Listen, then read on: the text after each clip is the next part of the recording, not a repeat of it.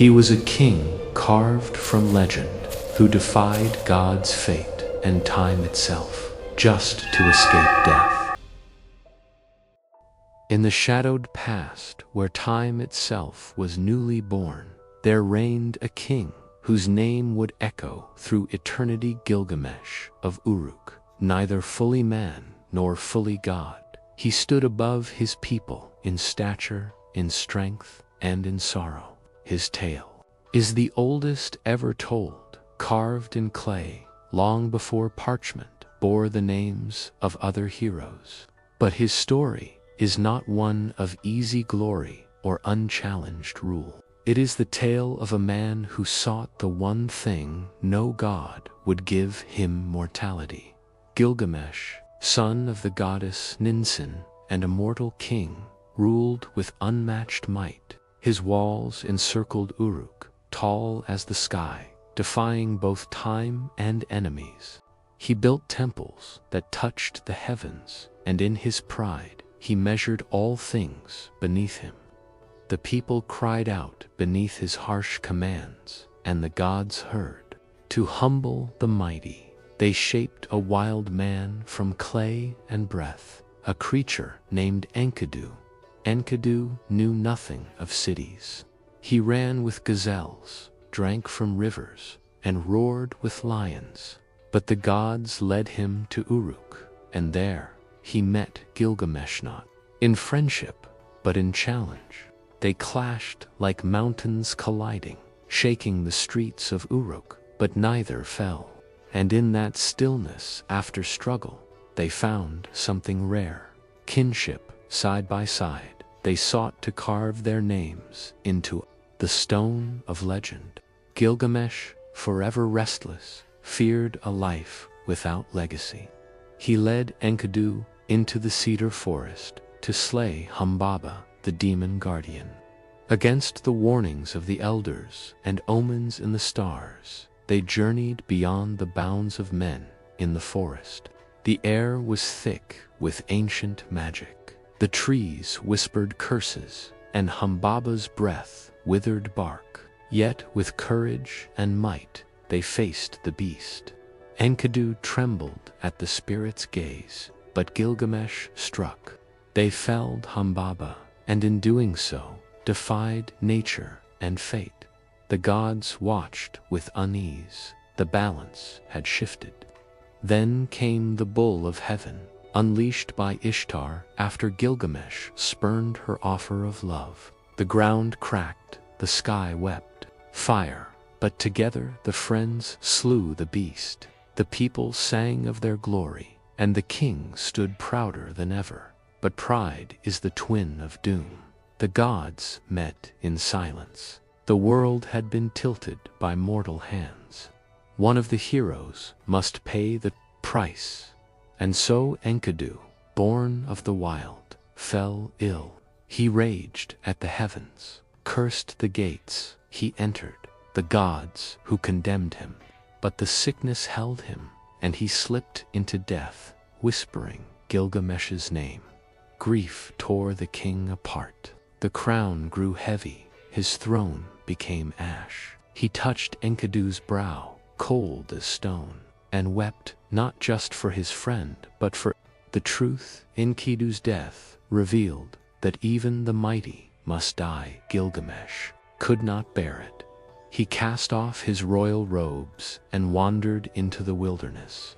Hair uncut, eyes sunken, he became as madmen are. No longer did he seek glory, but life itself, eternal, unending life. He would find the secret that the gods denied. His path led him to the twin-peaked mountain where the sun rested each night. He begged the scorpion men to let him pass into the tunnel of darkness where no mortal dared tread. In silence, he walked 12 leagues through pitch-black halls, guided only by the fire within. And on the other side, he emerged into a garden of gems where trees bore rubies and leaves shimmered like emeralds. There he met Saduri, the alewife, who spoke with the voice of wisdom. She told him that death was the fate of all, and that meaning came not from eternal life, but from love, food, song, and rest. But Gilgamesh would not be turned. His soul burned too fiercely. She directed him to the boatman Urshanabi, who could take him across the waters of death to Utnapishtim. The immortal one, Urshanabi's boat, had been shattered. Gilgamesh, with blistered hands, cut hundreds of punting poles to push across the deadly sea where one drop could kill.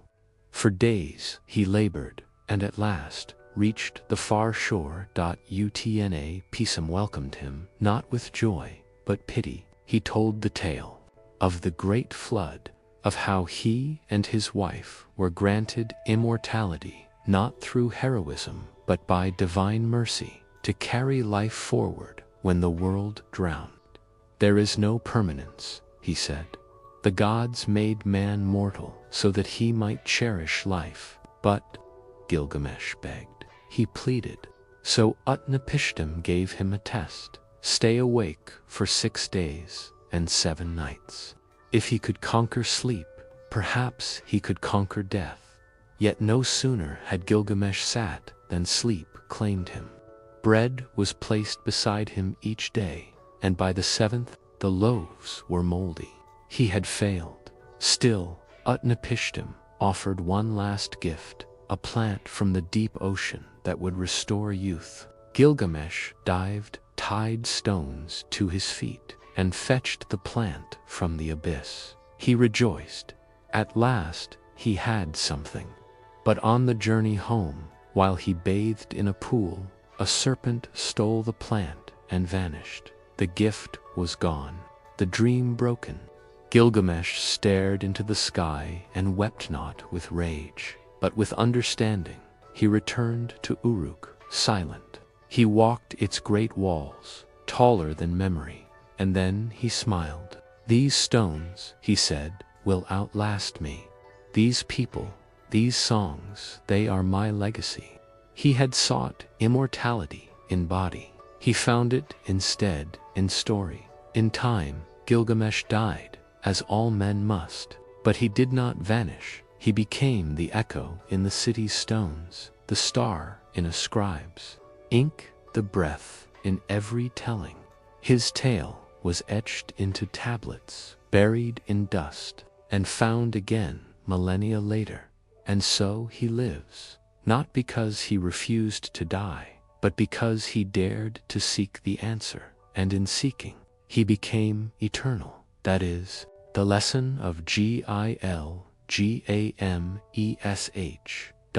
Not how to defeat death, but how to give life meaning in its presence. The gods took his friend, time took his strength, serpents took his treasure, but no force could take his story. And in that story he endures, for in every voice that whispers his name across the ages, Gilgamesh still walks the walls of Uruk, a king who wept, who wandered, and who returned, the man who refused to die.